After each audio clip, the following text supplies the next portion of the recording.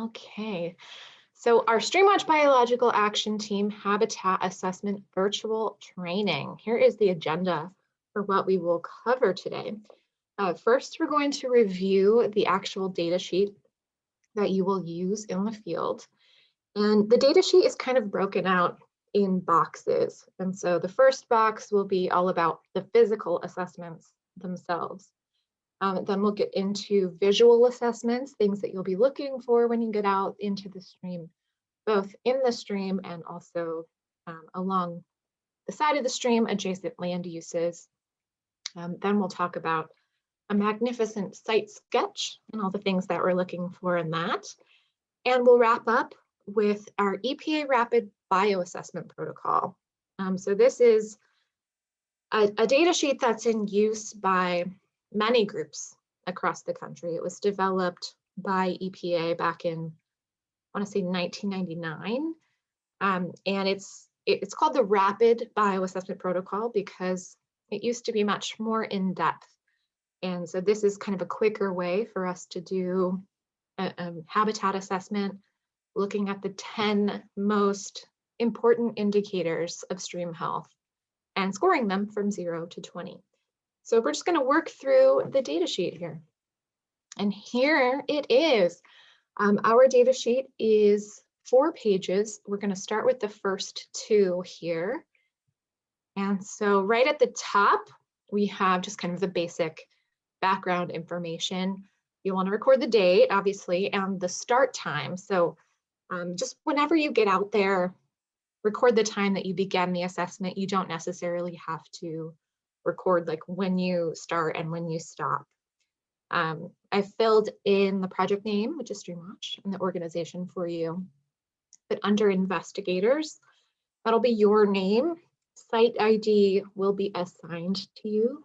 So there is a 3-letter or 3-digit code that goes with all of our StreamWatch sites. So for example, a site like Millstone River Site 3 would be MR3. And so that would be the site ID for that particular stream location. So you'll have the site ID with you. You'll want to just do a quick site location description as well in case there's any kind of confusion as to like what your site actually is referring to. So for something like MR3, you'd want to say, Millstone River at the Georgetown Bridge or something like that. For our reach lengths, this is how much of the stream we're looking at to assess. So you could certainly go out to any stream or lake and just look around you and kind of look at the closest 20 feet around you and do a habitat assessment. But we want to expand upon that. We want to look at kind of the longest length of stream that we can without going crazy. And so what that tends to be is about 100 meters, which is a little more than 300 feet.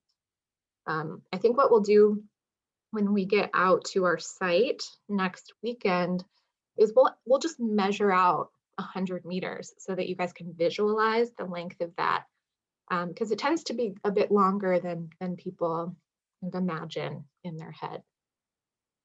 So the next questions are all about weather conditions. Weather plays a big part in the kind of conditions that you'll see in the stream. So just the current weather conditions, the weather in the past 24 hours, the day since the last rain, and air temp and water temp. And so with your supplies, you will also have a thermometer that you can use. Always take the air temp before you take the water temperature, because once you stick it in the water, you're going to have that evaporative cooling off of the thermometer. So you want to hit that air temp first, leave it for maybe a minute and do the reading, and then the same for the water. This next section, this is our physical assessments. And so this is different from the other things. Most other things that we're assessing on this data sheet are all visual, except for this part. This part we need to get in the stream. We have some equipment that we'll need to use to collect these measurements. So the first is the representative wetted width. And what this means is how wide the actual water is in the stream bed. So not the actual width of the stream as it would be if it were totally full of water, but the width of the actual water in that stream. We'll take a look at that. So here on the right-hand side, this stream looks actually pretty full. There's a good deal of water. It looks like it's reaching the base of both of these stream banks. So you would just measure, you've got this tape measure in your kit. So you just stand on one side, one person would stand on the other, and you'd measure that width. We only take one width measurement for the whole 100-meter stretch. So you need to find a place that's like most representative of the whole stretch. So if there's one section of the stream that's much wider than other sections, or vice versa, one section that's very narrow, you don't want to take your width there. You want to find it kind of in a place that's the most average of all of the whole stretch of stream. On the left-hand side, this stream is obviously a lot wider. And so here, taking a depth profile. So with this, you're going to measure out your tape along the width of the stream. And then you're going to take 5 depth measurements across that width of the stream. And so here we're trying to get a sense of the stream profile. Does it get really deep, comparatively in the center and then kind of come back up, or is it all pretty uniform depth across the whole section? How we do this is we'll do one, maybe you take a step in from the bank, you take one depth measurement there. Your third measurement is going to be in the exact center of the stream. Your fifth measurement is going to be on the other bank. And so your second measurement is going to be somewhere in between the middle and the bank.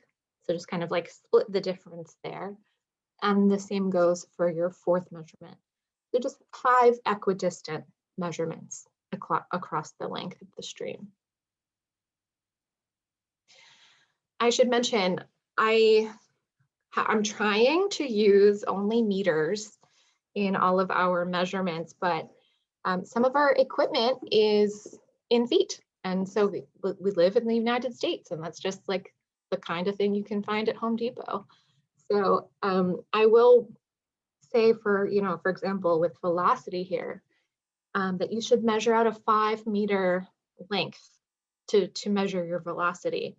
Well, if you have a tape measure that only is measured in feet, I don't want you to have to guess and say, okay, a foot is this many meters and blah, blah, blah. You should just use whatever you've got.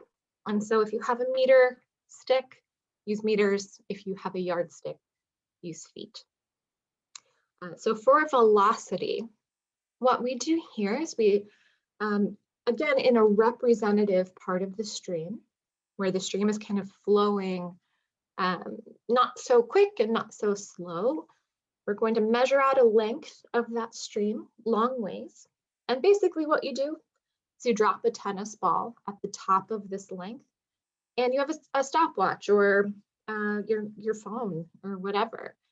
And when it passes that first flat, or that first person who's really standing in the stream, you start your stopwatch. The tennis ball floats downstream, and you stop it when it hits that 5-meter or 10-foot mark. And so here we're trying to measure kind of a quick and dirty way to measure velocity without having a fancy flow meter. So that tennis ball is just going to float downstream, and we're measuring that time. And then we'll do a quick calculation to get the actual velocity in meters per second. So there's a lot of error that's a potential with this kind of measurement. The tennis ball could hit a rock on the way, kind of slow down, or sometimes if the flow is really, really slow, it will just kind of like circle in an eddy. And so we should really repeat this measurement 4 times and take the average of that So we're, not relying on just one measurement for this. The next part of our data sheet are these kind of general water conditions. We're looking at the stream flow. So it's a little silly to have stream flow, this qualitative question about it right after you've measured the actual flow. But this data sheet, it can be used even if maybe you don't have the tennis ball with you, or you don't have your measuring tape or something. We can still kind of capture generally what the flow conditions look like at that particular stream.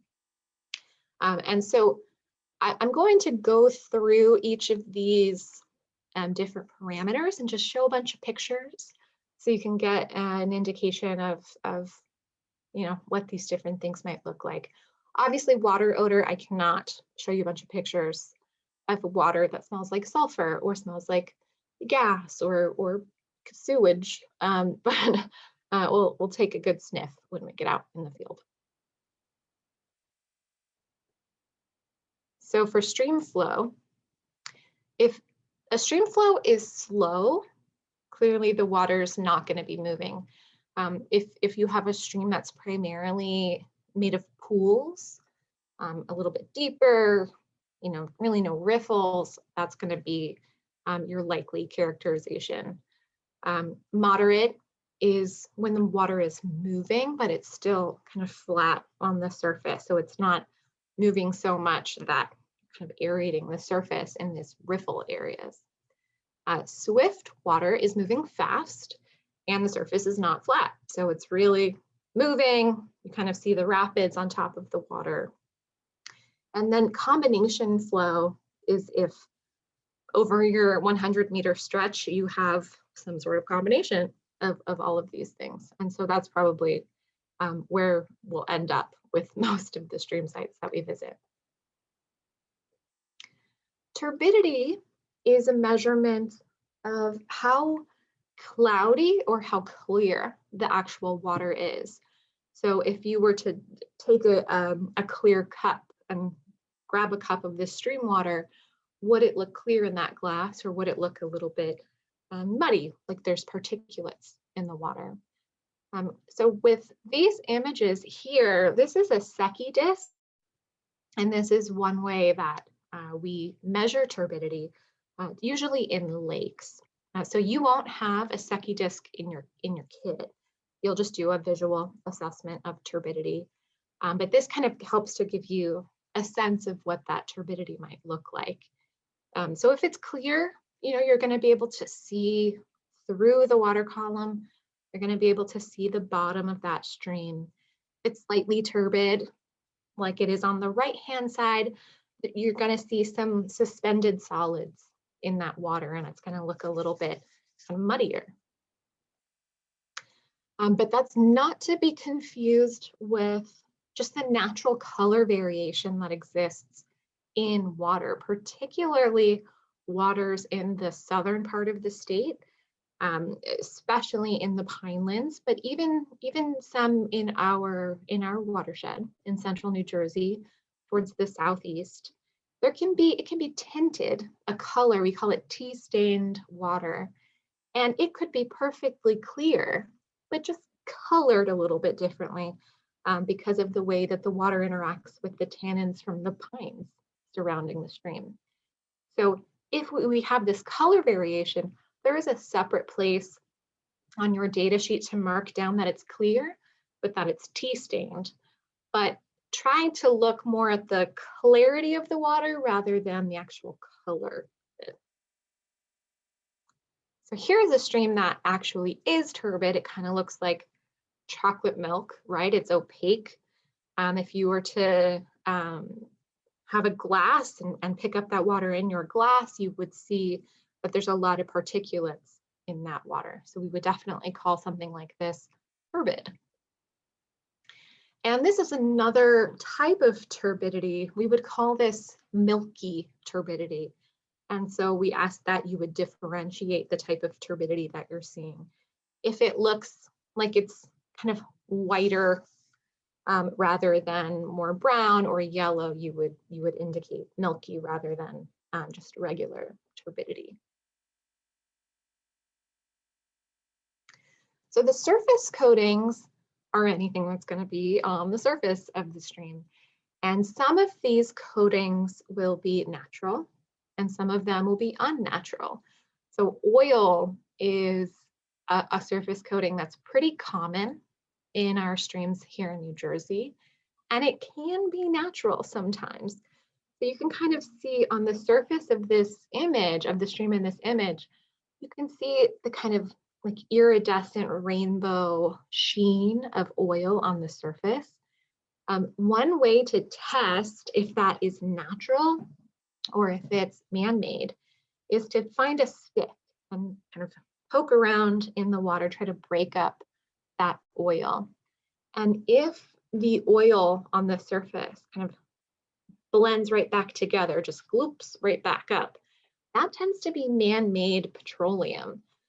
If you break up the oil and it kind of breaks apart and doesn't want to come back together right away, then that tends to be natural oils that are just secreted from leaves and branches that are in the water decaying. We can also see foam occur naturally in our streams. It obviously can also be unnatural. One big way that we can tell whether the foam is natural or unnatural is by the smell of it. So if it smells like soap, if it smells clean, detergent-y, or if it's like bright white, then we can kind of infer that that is man-made foam and that there could be some sort of illicit connection where there's a discharge of soapy water getting into the stream. A foam like this tends to happen in the springtime or in the fall. And so the foam can be like, it looks a little dirtier. It looks like maybe beige to brown foam. It can build up a lot. It can be a little bit alarming if you haven't seen it. And so we tend to get a lot of calls in the fall, especially about foam buildup in streams. But you can just take a look at it, give it a smell, and you can usually tell if it's something we should really be concerned about or if it's just a natural phenomenon. So we also have scum that could be on the surface of water. And you know, this is really just a buildup of algae and vegetation that floats to the surface. And it can get pretty gross, truly, but you know, it's just something to know if you see in your stream. So the other thing that we're looking for in this section are any structures that are in or around the stream. You will likely be monitoring near a bridge just because that tends to be where we can access the water the best. So you'll probably tend to put the check next to bridges. But you might also see dams or culverts in this top left image, that kind of pipe. A culvert is any sort of pipe that gets water from one section to another. And so usually it happens under driveways that might go over a stream or like a small kind of ditch.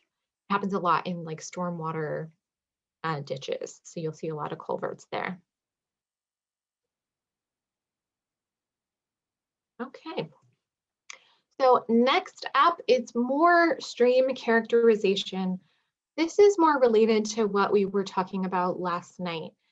So the habitat as it relates to the benthic substrate, or what the bottom of the stream consists of, and also the habitat that's available to macroinvertebrates.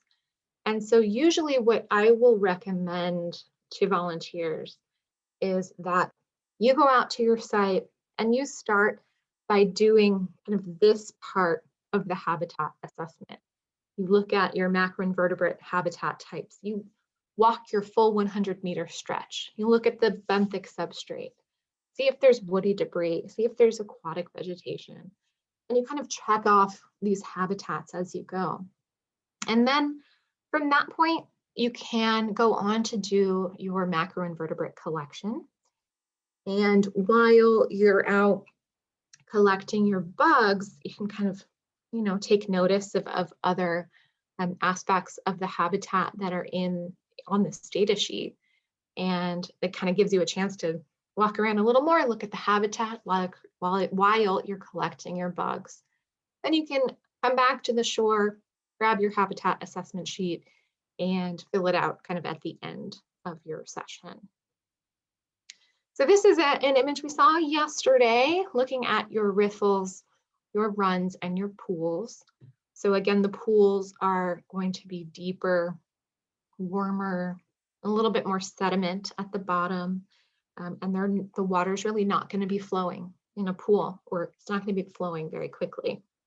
In a riffle, it's kind of the opposite. It's a little bit more shallow. You've got rocky bottom. The water is really kind of trucking along the surface, lots of oxygenation happening in a riffle. And then the run is this intermediate section between the riffles and the pools, where the water is just kind of flowing freely, but not necessarily over a riffle habitat. And so when we're looking at our 100-meter stretch, it can be difficult to try to estimate exactly what % of the stream consists of each of these three different morphologies. So you're kind of looking left and right and looking at your stream and saying, okay, is that 50% riffle, 40% riffle? And sometimes, we can get into a heated argument over exactly what % the stream will be of each of these types. But I highly recommend that you don't stress yourself out over trying to get the exact percentage correct. This is definitely a qualitative assessment. You're kind of using your eyeballs to make this assessment. It's a rapid assessment, it's a visual assessment. And so it's not going to be as precise as it would if we were to take, say 100 transects across the length of this stream and do pebble counts or something like that. That's not the level that we're collecting this data at. So just an estimation is totally okay. When we're looking at woody debris, there's a separate section from the macroinvertebrate habitat checklist. There's a section dedicated to woody debris, asking if it is rare, if it's moderate, or if it's abundant. So in this picture here, we're not really seeing a lot of woody debris in the actual water itself. So we might say that it is rare in this case. But in a stream like this, you can kind of see there's a buildup here, especially in the middle. We have twigs kind of hanging around here, smaller bits of woody debris. It's not spread throughout the whole stretch here, but we definitely have some woody debris in the stream. And one of the most important things that we want to note is that the woody debris is in the water itself. So there could be a situation where there's a log hanging over the top of a stream, but not submerged in the actual water itself.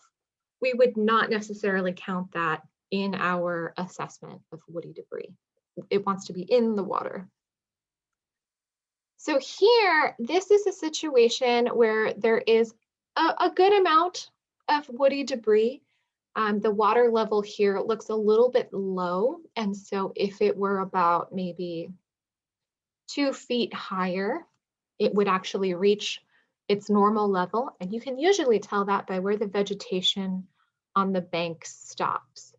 So if this water level were a little bit higher up, this wood in the center here would definitely be submerged. So we would consider this to be a good amount of woody debris in this stream.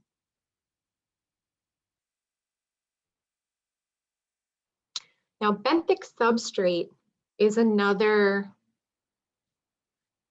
exercise in patience, I think, because you are looking at your entire 100-meter stretch. and you are trying to estimate the percent of the bottom of that stream that is each of these types of benthic substrate. So what is the percent of bedrock covering the entire stream bottom? Bedrock is unbroken rock. It's like sheets of rock on the bottom of the stream.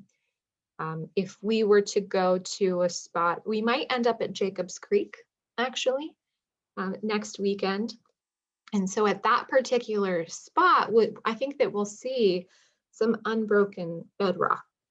And when that bedrock gets broken up a little bit into these larger chunks of rock, that's going to be our boulders. So boulders are larger rocks, but they're not completely unbroken.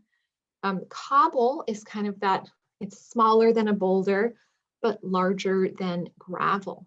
And gravel would tend to be, I know you guys can't see that, maybe half an inch or so or smaller. Sand is going to feel grainy when I highly recommend that you pick up some of the sediment in your hand and kind of feel it. And so if it feels grainy, that's going to be sand. If it feels slimy, that's going to be your clay, because it's a very fine particle. It's very sort of slippery in your hand. And silt is kind of this middle size in between sand and clay. And so I think this will be one that will definitely benefit from being in the actual field to estimate. Because looking at a picture like this, you're like, I don't know, there's maybe what we would call a boulder here. Some of these sections here might be cobble. We actually have a lot of cobble. We might have some gravel under there, but we don't really know. We'd want to put our hands in there and really feel it to see what's going on. Okay, and the next part of this data sheet is looking at all aspects of vegetation. Vegetation in the actual water itself and vegetation on the banks. So when we're judging our aquatic vegetation, we want to break it up into these major categories. So you don't necessarily have to identify each, bit of each plant that you see in the stream. You just have to generally categorize it as rooted submergent, rooted floating, rooted emergent, or free floating. And so if a plant is rooted, then it has roots up in the actual stream itself.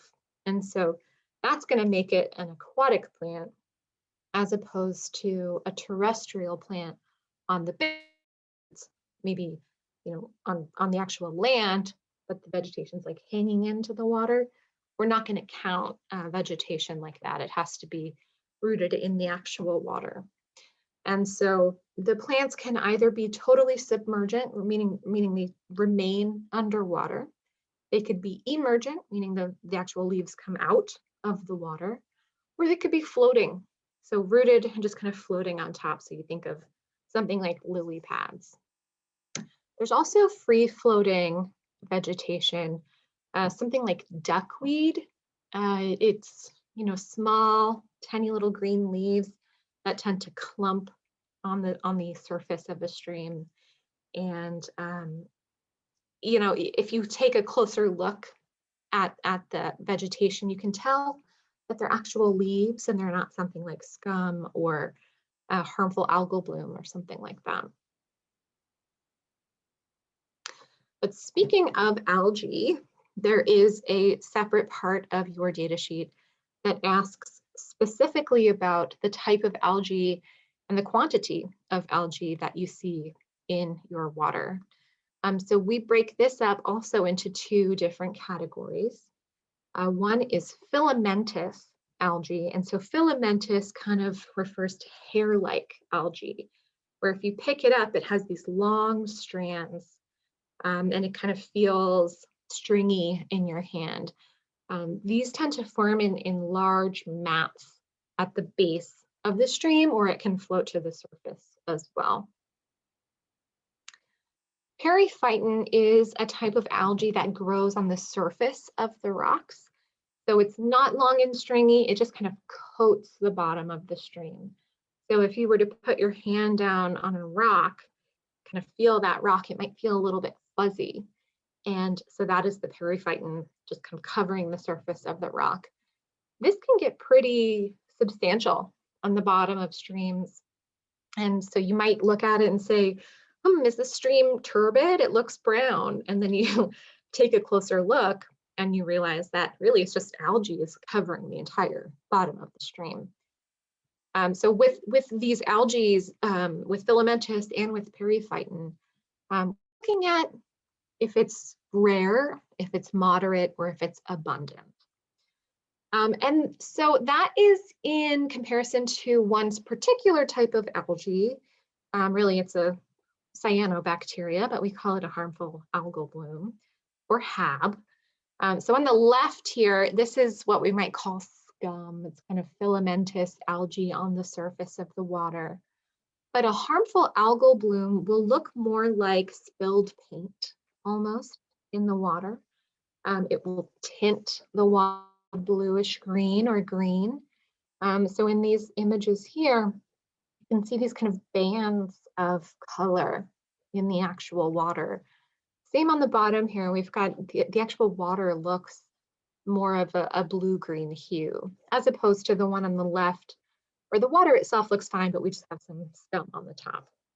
So if you think that you are seeing a harmful algal bloom at your stream, you will definitely want to make a call to 1-877-WARN-DEP. That is their hotline where you can report any kind of environmental issues, particularly harmful algal blooms. They also have developed an app. So if you have, I think it's on both Android and iPhone systems now, but you can just look up WARN NJDEP and that app will pop up and you can take photos of the actual blooms in action. That will really help the staff at DEP to make a decision, like, is this an actual algal bloom or is this just vegetation on the surface of the water or something like that? That will help them to manage how quickly they think they need to get out to that site to assess the problem and potentially shut down that lake or that stream site.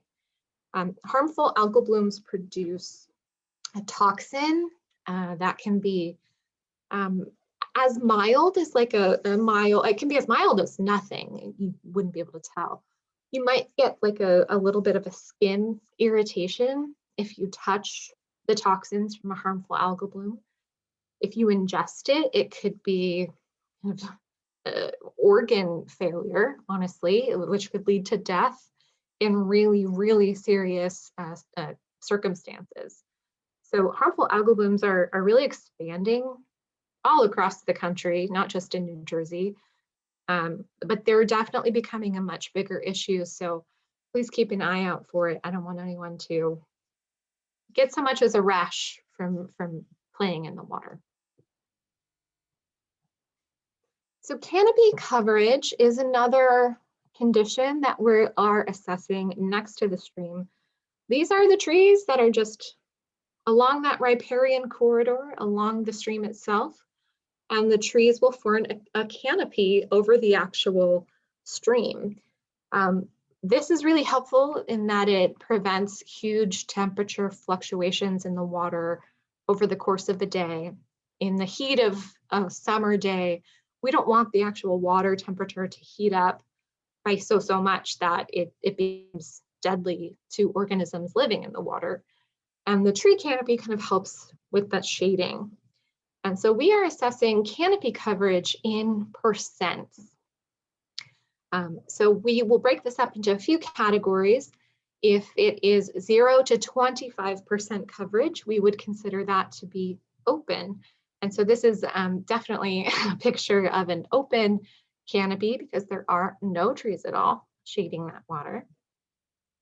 This is a situation that would be partly open. If you are monitoring in the spring or winter or maybe even late fall, after the leaves have fallen, you want to assess this based on the trees being fully leafed out. So kind of imagine that all the trees are fully leafed, how much of the stream is covered. So you can look up at the canopy. Sometimes what I like to do is to stand in the center of the stream and hold my hands up and kind of come down.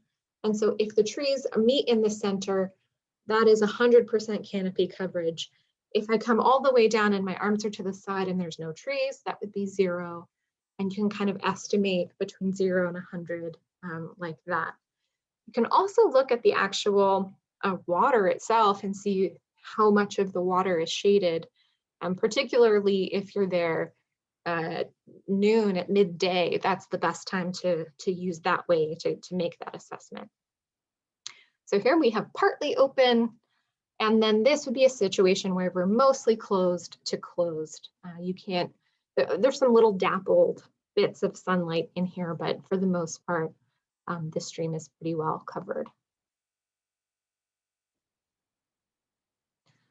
The next part of our data sheet asks about land uses. And so this is kind of within a visual range or about a 1/4 mile radius of your site.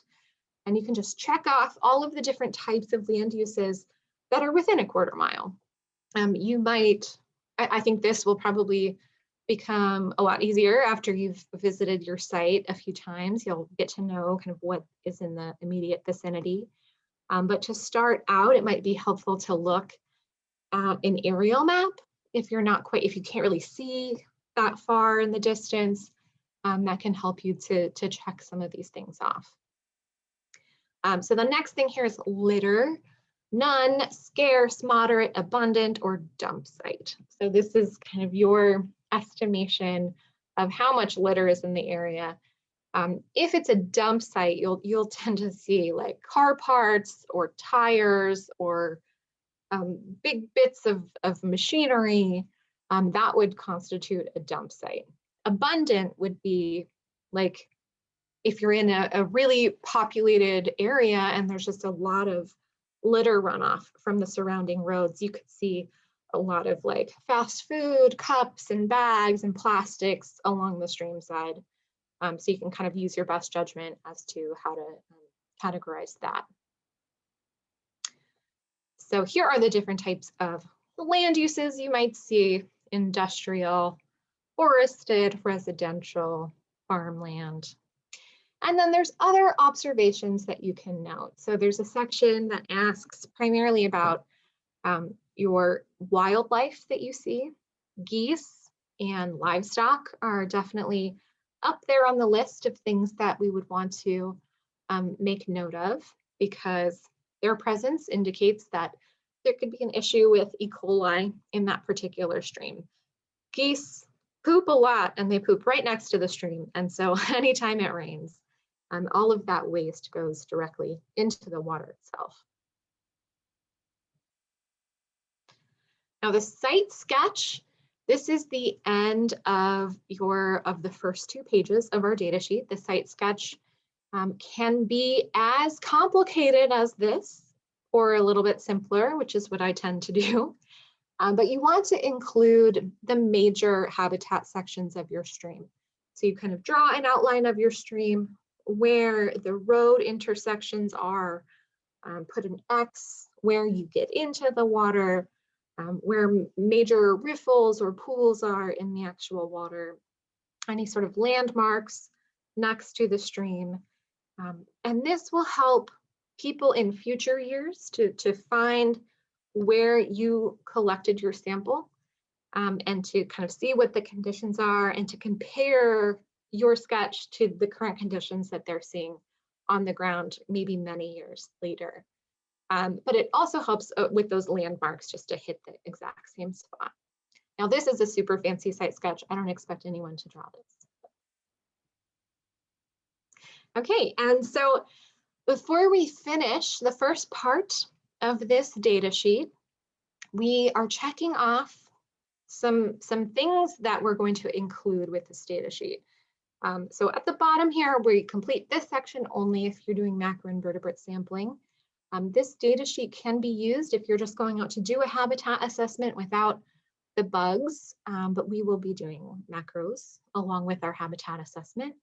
So we're going to check off that we're using a DNet, that we're preserving our detritus along with our organisms. So what that means is when we head out in the field, we collect our bugs, we're putting everything that we find into ethanol to preserve it, to bring back to the lab, rather than pulling out the organisms from the leaves and the rocks and the twigs in the field.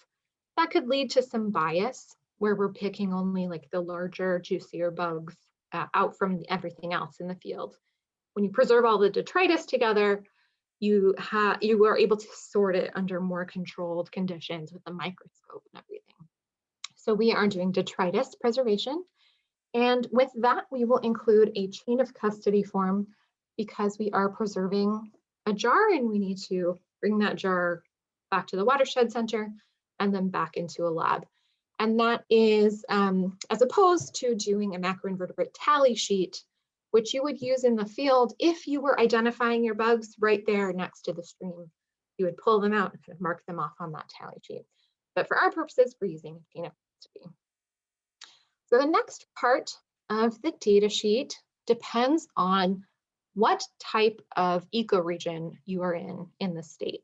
And this is broken up into the high gradient habitat assessment or the low gradient habitat assessment. And so you'll need to check this off based on where you are. So again, in New Jersey along this Route 1 corridor, and our watershed is kind of right smack in the middle of that. West of that, we have our high gradient streams. And east of that, we have our low gradient streams, our coastal plain. So we have these two different data sheets that are page 3 and page 4 of our StreamWatch data sheet. So the first part of it was a double-sided kind of your visual and physical assessment. The third and fourth page are double-sided, and you will just do one side of that data sheet depending on your habitat. So before I dive into the EPA Rapid Bioassessment, I'm just gonna I feel like I'm going through this so quickly. I'm gonna check the chat. If anyone has any questions, please feel free to pop them in now or just unmute. If not, we'll just keep on trucking along. Erin? Yes. Can we include photographs? Yes, that is absolutely welcome. Photographs are super helpful for anyone who's back in the office to try to figure out what you're looking at in the stream. Some programs require them. We don't necessarily require them, but they're welcome.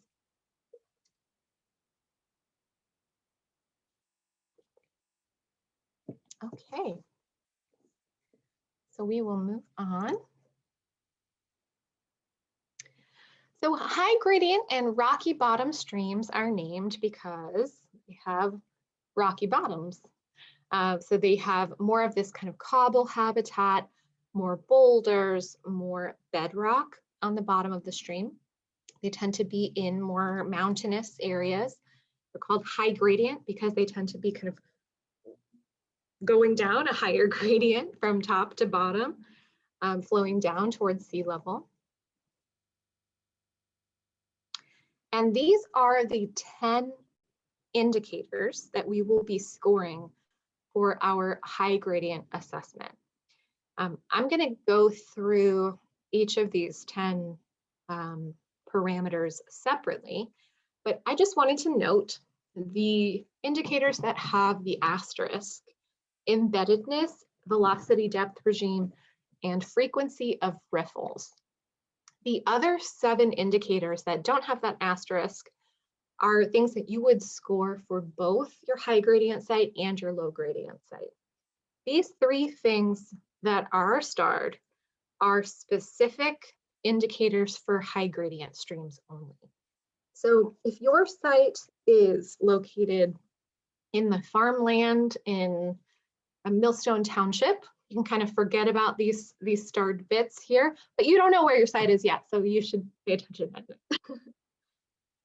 So for your low gradient sites, you have areas that are flatter. In your coastal plains, you have muddier bottoms, you have sandy bottoms, clay bottoms. They tend to be a little bit deeper, moving a little bit more slowly. They're not in mountainous areas, so they're kind of flat throughout the stretch of the stream. And so with a low gradient site, you can see these three starred things have changed. Rather than looking at embeddedness, which is how much the cobble is or riffles are embedded and surrounded in this fine sediment, we're instead looking at the pool substrate characterization, which is something that's more common in a low gradient stream than it is in a high gradient stream. The same for channel sinuosity. Instead of frequency of riffles, clearly in a low gradient area, when you don't have that rocky bottom stream, you're not going to have as many riffles as you would in a high gradient stream. So instead of looking at how frequently those riffles occur, we're looking at how much that channel bends and how much those bends increase the overall length of the stream. And so we'll hit all of these individually now. The first question relates to Epiphonal substrate or available cover. So Epiphonal organisms are those the benthic organisms that we are assessing, macroinvertebrates, and it can also refer to fish, anything that sort of lives right there on the surface of that benthic substrate. And so Epiphonal substrate or available cover refers to the different types of habitat that would provide some sort of cover or some sort of area for those organisms to hide. So we're looking at root mats, we're looking at vegetation, we're looking at cobble, any sort of those macroinvertebrate habitats that we've checked off on that first data sheet, we can think about again when it comes to this particular question. Now, we're assessing the same epiphoneal substrate for both high gradient and low gradient streams, but you'll see that the actual percentages that indicate optimal condition versus poor condition are a little bit different. And so an optimal high gradient stream has greater than 70% of that 100-meter stretch that provides really great habitat for fish, for macroinvertebrates. Low gradient streams, just because of the condition that they're in, they're going to have less of that epiphoneal substrate, even in an optimal scenario. So we have to kind of judge them a little bit differently, just because they're different habitats here. So when we're scoring each of these 10 questions, it's really important to read the text in each of these boxes. What we're doing is scoring each of these questions from 0 to 20, 20 to 16. If we decide that it's within that range, we're deciding that it fits this description of an optimal condition. And so when we're deciding on the actual number that falls between 16 and 20, we would say that if it's 70% of the substrate is favorable for epiphoneal colonization, we would score that a little bit lower. And if we do have like tons and tons of habitat, even more than 70%, then we would score it higher along this, this gradient of scores. And so the same is true for each of these different conditions. We're just, when we actually go out into the field, we're going to read each of these things, look at the site, talk about the types of habitat that we see in that stream, the percent of the stream that is covered by each type of these habitats. And then we can kind of decide, first of all, what condition category we fit in. And then we can dive into the actual number that we're looking for.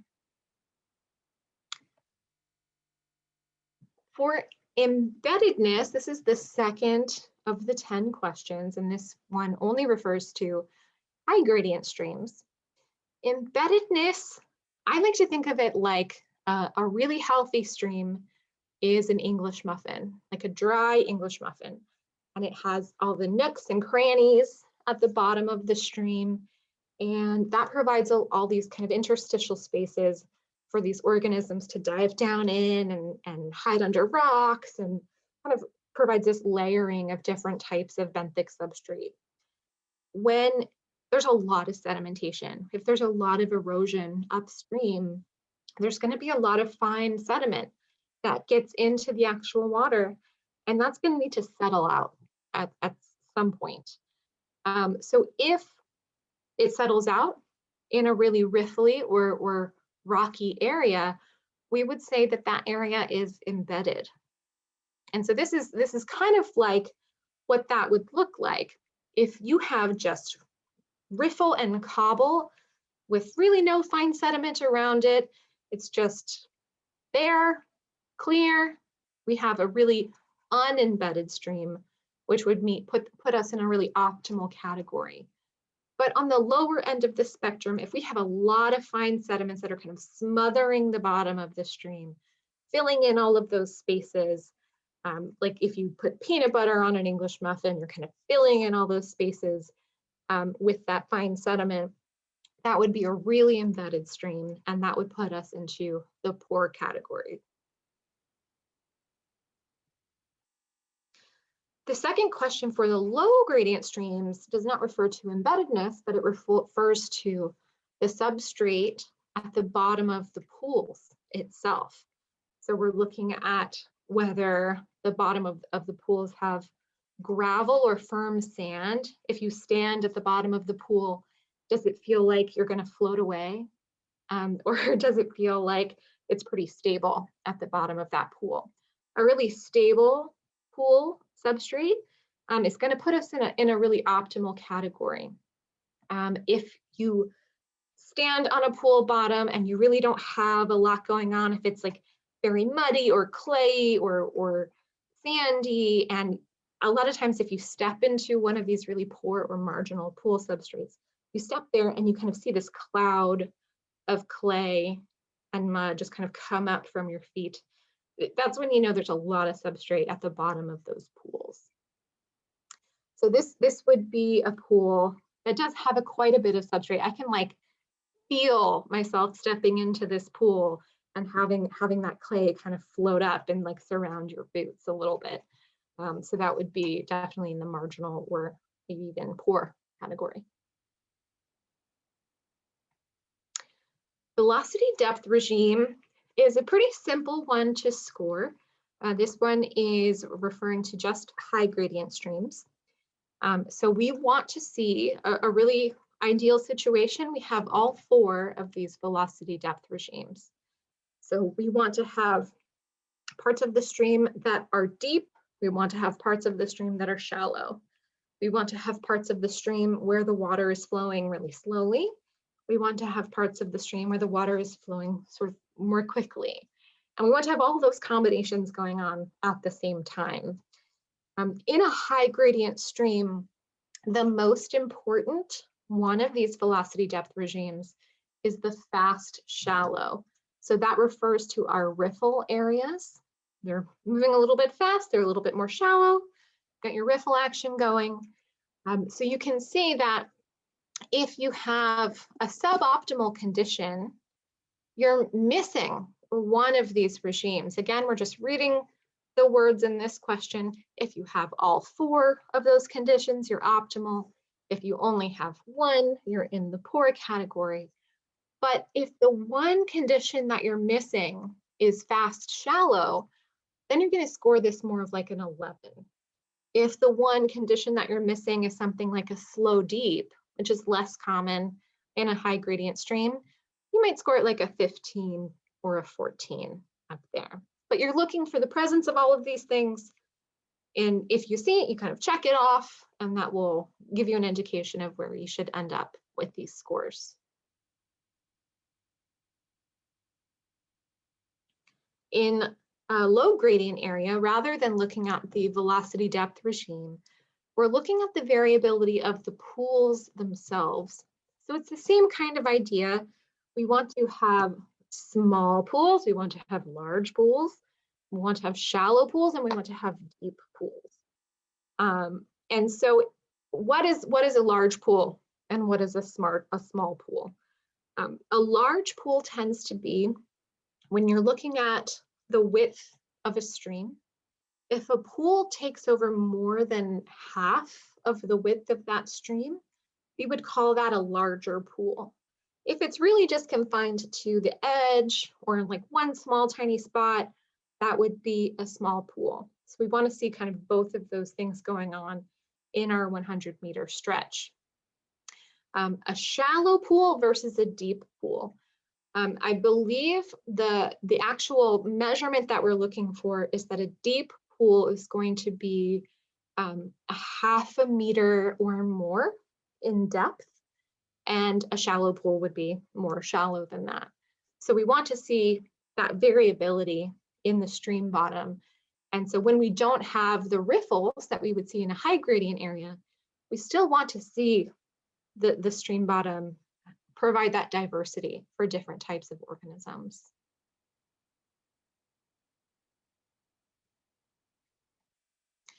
So this is a spot in South Jersey here. We can tell that because the water is tea stained. But I do not see a pool in sight for this particular stream. It has very consistently flat bottom, really no variability along the bottom of the stream here. So we would probably give this quite a low score.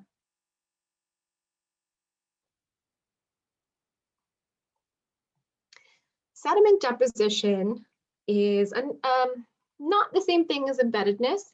We are scoring sediment deposition for both high and low gradient streams. But what we're looking for really here are point bars or sections on the side of the stream where you can kind of see a lot of this fine sediment or gravel settle out onto the side of the stream. And so we're looking at the percentage of the stream that is affected by this kind of point bar or island formation. And so I'll give you a look at that. So right here in the foreground, we can see that we have quite a bit of deposition going on right here and also here. So on the right side of the stream, or as we're looking at it on the right side of the stream, we can kind of see that it's flowing a little bit more naturally. We have maybe a rock, a boulder, or some riffles on the bottom of the stream here. But on the left side, there's something going on upstream that's causing some of this gravel and fine sediment to just settle out right in this particular spot. So when we're scoring sediment deposition, we want to look at the entire 100-meter stretch and determine how much of the bottom is affected by things like this, these point bars. And those percentages are going to be different for high gradient streams versus low gradient.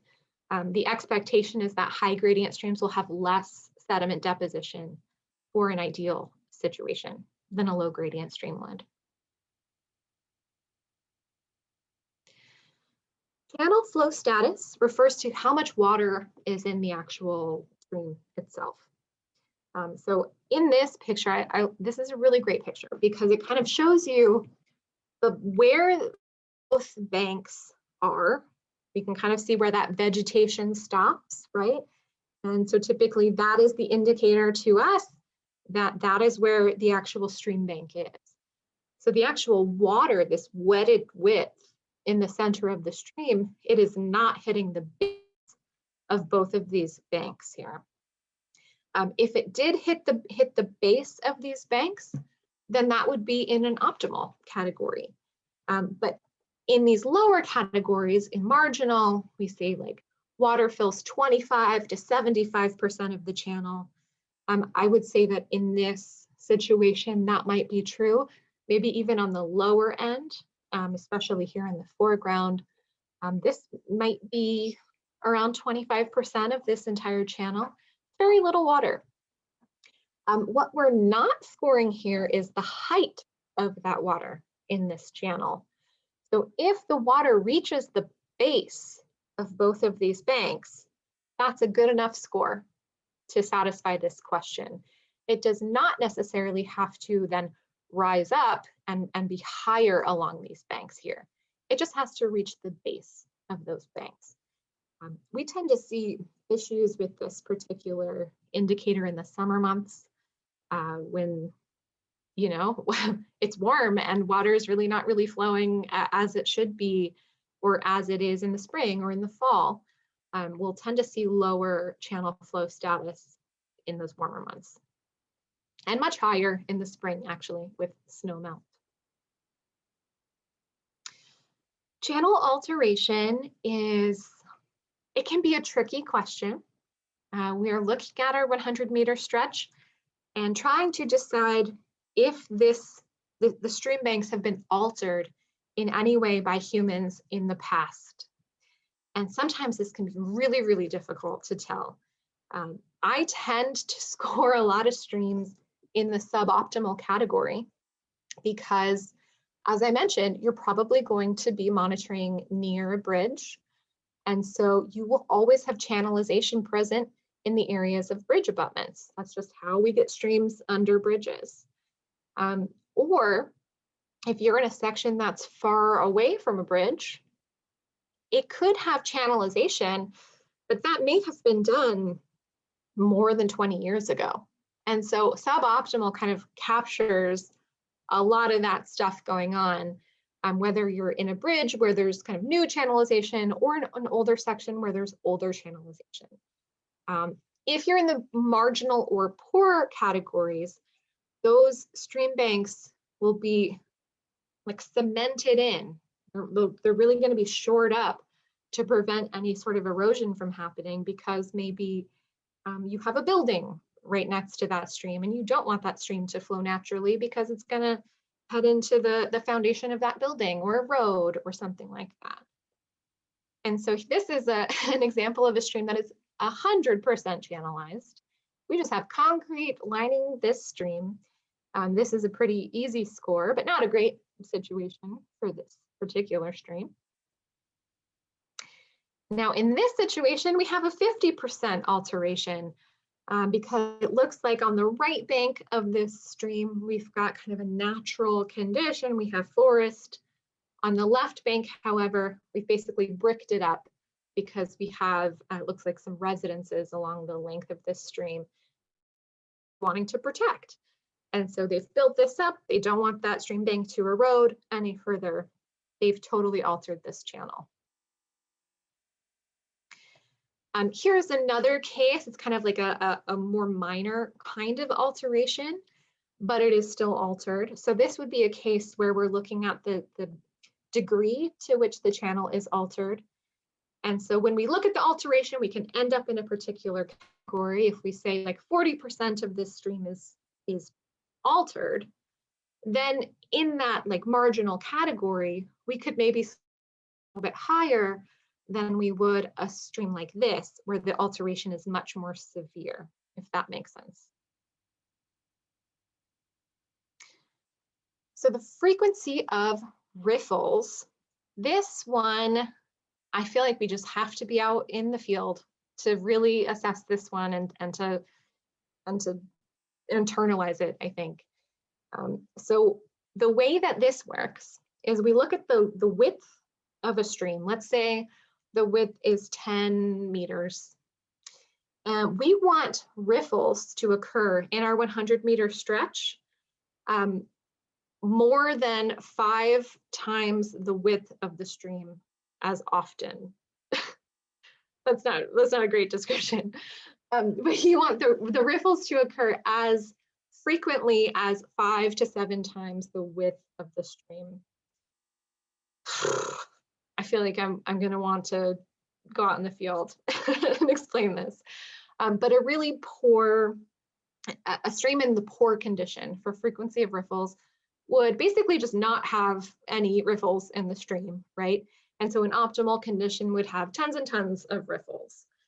And the suboptimal and marginal are going to be kind of in the middle of those categories. But it has to do with the width of the stream and your 100-meter stretch and how often those riffles occur along that stretch. I'll have to figure out how to explain that a little bit better in the future, but bear with me. For channel sinuosity, this is how we look at this same condition, but for low gradient streams. So you're not going to have riffles in a low gradient stream. Instead, we're looking at the meandering, the bends in this stream, and how much they increase the overall stream length.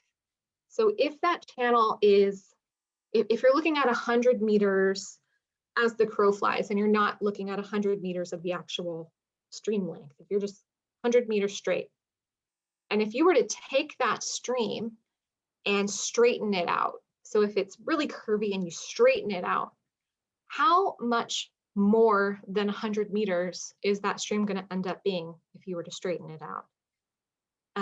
This might help us to visualize that a little bit. So if we were to just measure it from the top of this image to the bottom of this image, and this was 100 meters, and then we were to pull this stream out straight, how much more than 100 meters would this be? I would say that this is a pretty sinuous stream. It's got a lot of meanders here. I would probably score this in the higher category because this really does, the stream is not flowing directly straight.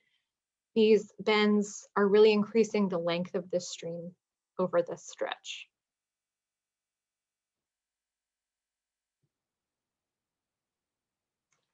For the questions, we are scoring each bank separately and then adding them together for the total score. When we are looking at the left bank and the right bank, we are looking downstream. So stand with the flow of the water, look downstream. Your left bank is going to be on your left and your right bank is going to be on your right. And that it will be written in your actual data sheet, so you'll know kind of are questioning which bank is which. It will be there to remind you. But so bank stability is referring to how much erosion is occurring on the banks of the stream. Whether, if there's a big storm event on that stream, what is the likelihood of that stream bank to erode into the actual stream itself? How stable is that bank? So we're looking at, this is actually backwards. This is for how the Watershed Ambassador Group does it. They do it by facing upstream. Forget that, we're facing downstream. So then let's pretend we're facing downstream for the purpose of this assessment. So here on the left bank, we kind of see that there's a little bit of a gradual bank. We're not seeing a lot of erosion here. We're seeing a lot of vegetation.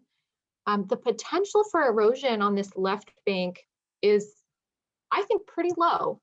The soil is held in by vegetation. It's kind of held in by these rocks here.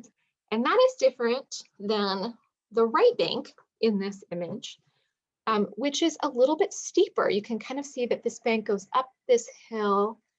And so stream banks that are on a hill are just much more likely to erode in the first place. We really want to see a very gradual kind of stream bank slope. But when we see this kind of very steep hill, we can also kind of see that there's a little erosion at the base of this stream. So when there's a heavy rain, this water level is going to rise and it's just going to kind of carve away at this bank here. There's not a lot of vegetation other than grass holding that, that soil in, as opposed to over here where we have kind of herbaceous matter, we have trees and everything.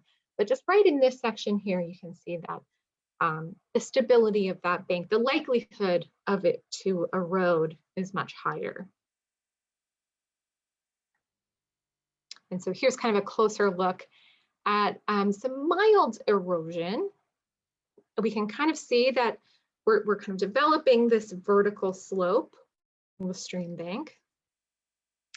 This would be a situation where we have kind of gone past the point of no return. This stream definitely needs a full restoration.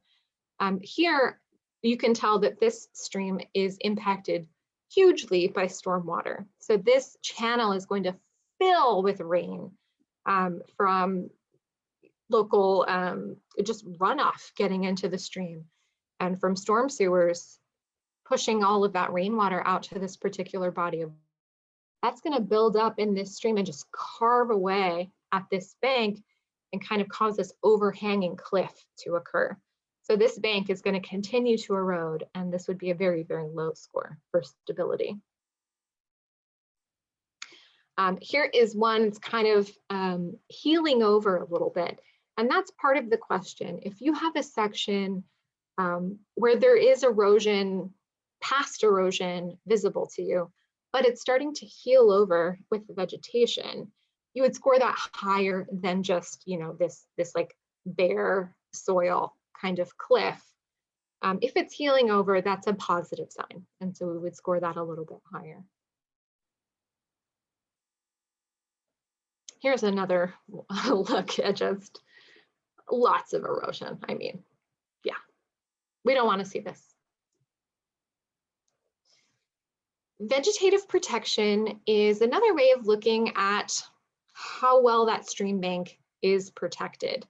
But here, rather than looking at the likelihood of that bank to erode, we're looking at how much of that bank is covered in vegetation. So we want to see a diversity of vegetation along the immediate riparian zone. We want to see a mix of trees and grasses and bushes and herbaceous matter. And we want to see all of that sort of allowed to grow naturally as opposed to being deer browsed. When there's an area where there's a ton of deer, you're going to see that you have maybe trees that have been there quite a long time.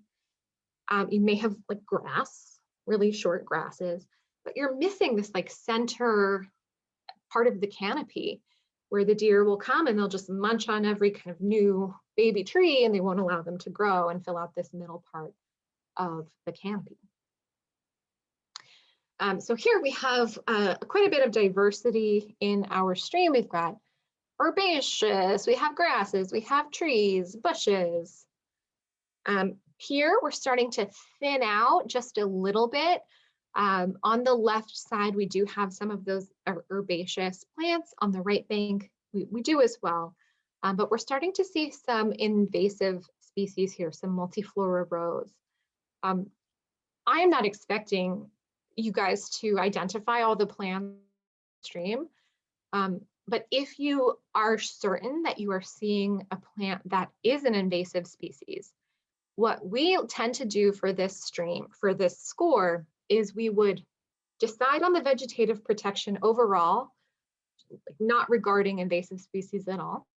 And then if we see an invasive species, we would knock it down by 1 score. So if we decide that a particular bank has a score of 7, you know, we've got some of the middle canopy that's gone. We've got some of the trees that are like not very many trees represented, but we have multiflora rows, we would knock that down to a 6.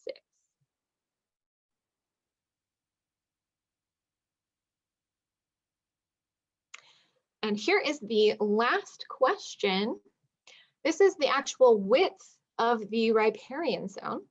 So how wide is that vegetation on either side of the stream?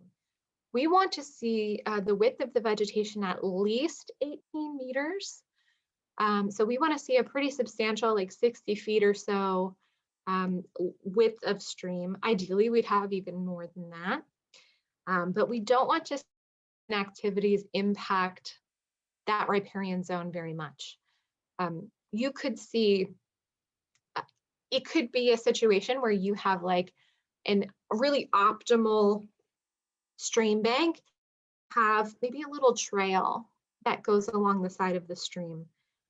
That's a situation where I might mark it down to a 9, because the impact of that little trail, especially if it's not, you know, an uber popular trail, that's going to be much less than if there was a road like Route 206 going along the side of this stream.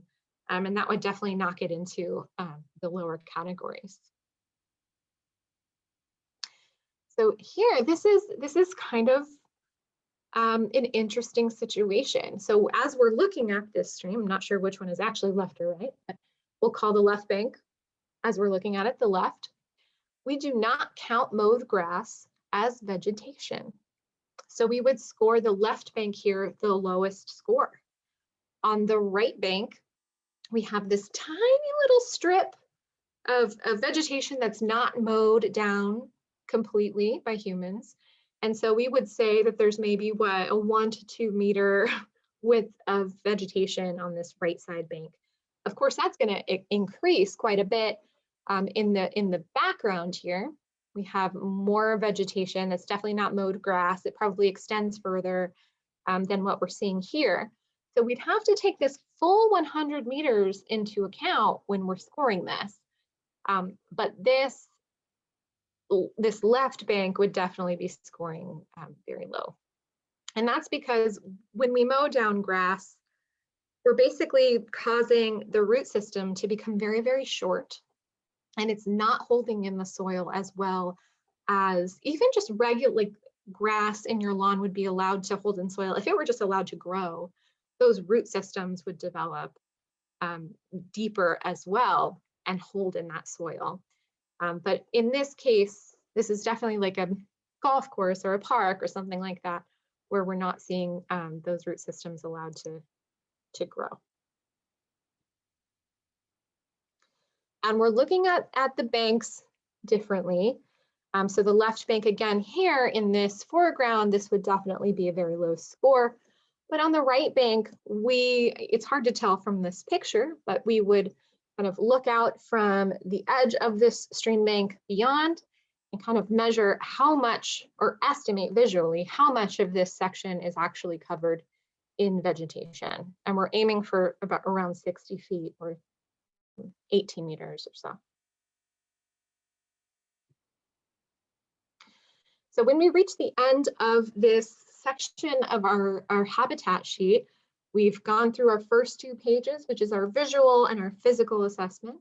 We've gone through the second 2 pages, which is our EPA rapid bioassessment, these 10 questions that we're scoring 0 to 20. We add up all of these 10 scores, and this will tell us what our habitat score looks like. Is it optimal overall, suboptimal, marginal, or poor? And at the end of your data sheet, you would record that total sum. And that is something that we would then upload into the EPA database.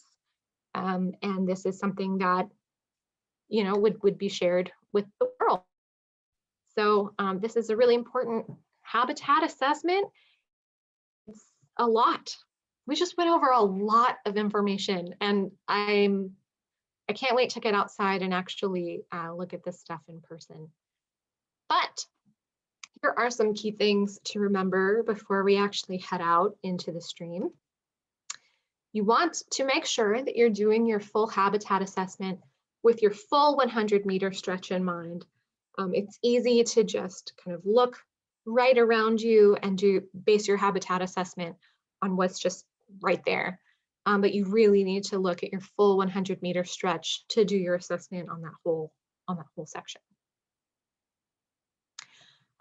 You want to assess the habitat after you do your macroinvertebrate collection, because collecting macroinvertebrates and walking around in the stream gives you a good chance to look at the habitat and take everything in and touch and feel that benthic substrate and look at all the vegetation. And that will really help you to fill out your habitat assessment sheet.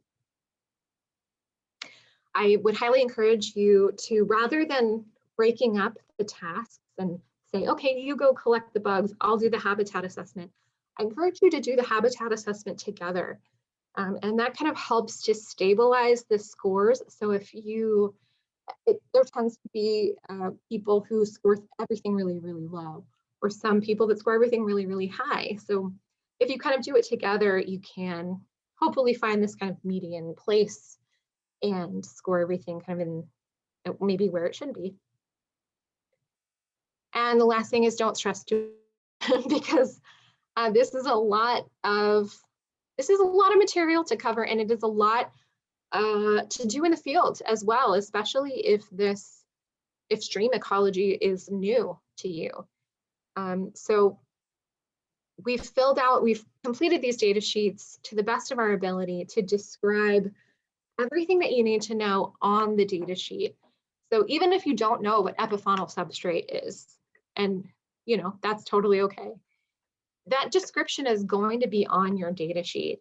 And so you can read the words, see the description. It's going to tell you, are there submerged logs? Is there vegetation here? And you can just kind of check stuff off as you're reading it in the description, and that will help you to decide on your overall score. And when we do our field audits, meaning you guys are out in the field and I just kind of stand there and like watch and make sure everything's going very well. Habitat assessment is one of the major things that we're looking for. So in a situation like that, I would probably do my habitat assessment independently, and I would listen. How I usually do it is you guys kind of would do your habitat assessment together, and I'm just there to listen. And if there's something that I feel like I need to correct, I will. But honestly, most often, this is something that comes relatively naturally to people, even if it seems like a lot at first. So we tend to end up, especially in the same condition category of optimal, suboptimal, marginal, or poor, if not very close on the actual number of agreement of our score. So it's all going to be good. Habitat assessment is an important part of our macroinvertebrate assessment. And so it's something that we'll do every time we head out into the field to collect our bugs. This is something that we'll do alongside our actual collection. Okay, are there any questions at this point on habitat assessments or macroinvertebrate assessments or anything? No questions. I just have a comment. Really excited. That was a really good explanation, even though there's a lot of like math with it. And I think like a lot of people are visual. So I'm sure like the in-person helps a lot, but For sure. it makes sense. Okay, So cool. that was cool. That was really good. I was a little nervous that like pictures wouldn't do it justice rather than like looking at a stream and like touching it, So good. I'm glad that came across. Yeah. Thank you. The only thing I was thinking about with some of the pictures, are any of them like good indication of the 100 meters, or are they shorter of the 100 meters? Right. Yeah. So a lot of those pictures are much shorter than the 100 meters. So that's, I think that'll be one of the first things we do when we actually get in the field is we'll measure that out. Even if it's not in the stream itself, we'll just measure out 100 meters so we can kind of visualize it. Okay, cool. Thank you. Yeah, thank you. I have a question. So with the 100 meters of the stream, will we be able to traverse it all to look at this, or will we just sometimes get to a certain point and have to look like down, Right. Yeah, that's a great question. In an ideal situation, we would have physical access to the full 100-meter stretch. But there are certainly cases where there's like fallen logs where you can't traverse past, or maybe a private property issue or something like that where you can't get to that full 100-meter stretch.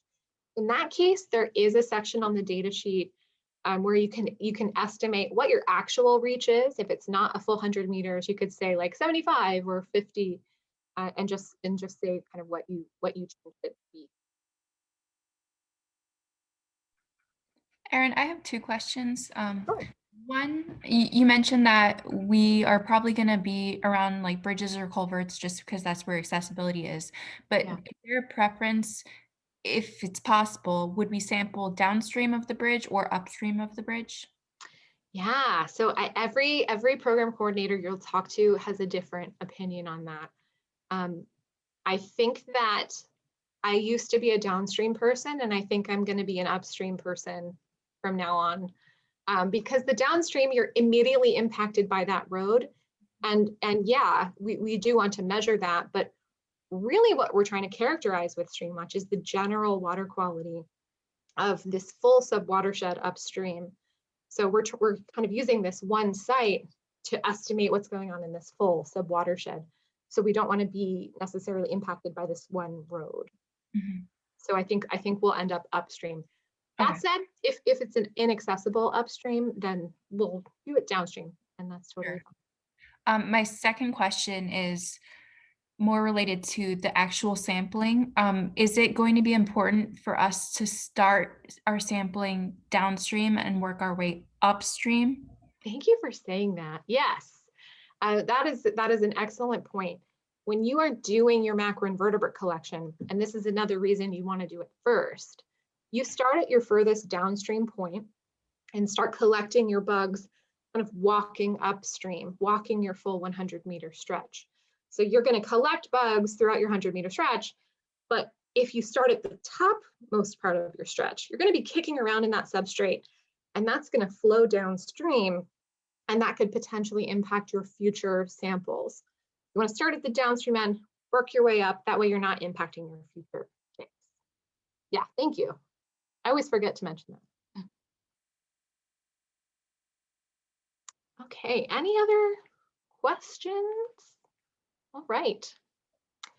So thank you again for spending another evening with me.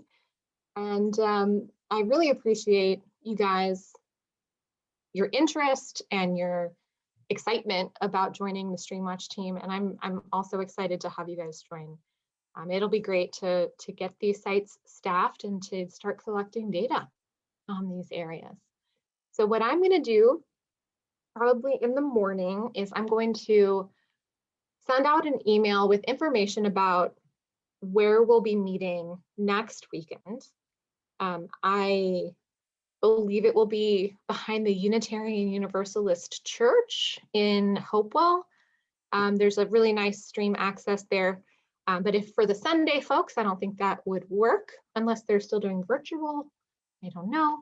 But we might just be at another spot on Jacobs Creek, just very nearby that site.